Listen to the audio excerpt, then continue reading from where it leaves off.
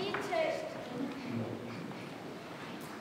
rebasest ja karust ja jänesemast. Jänesemaa tahtis kohvikut pidada.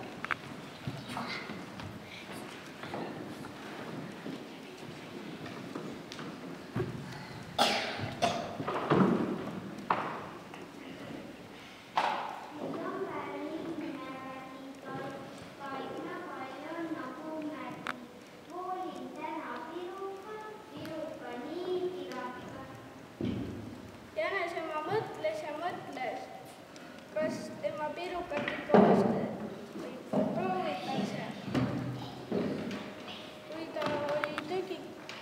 Kui ta oli natukene aega mõelnud, siis tuli kits.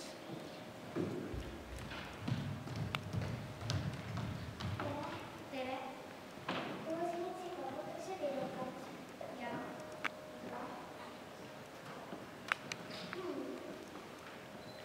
Väga hea, aga natuke vist keele peaks küll olla.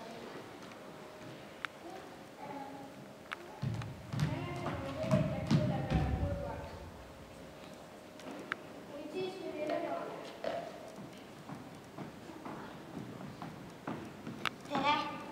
Tere! Kuulsin, et siin pakutakse pirukat. Päris hea, aga natuke kanatiivakest kuluks siia ära.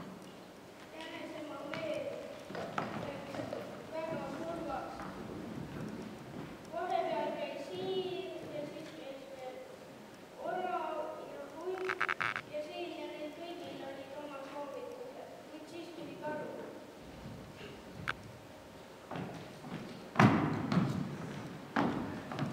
Tere! Tere! Kuulsin, et siin pakutakse pirukat. Jah.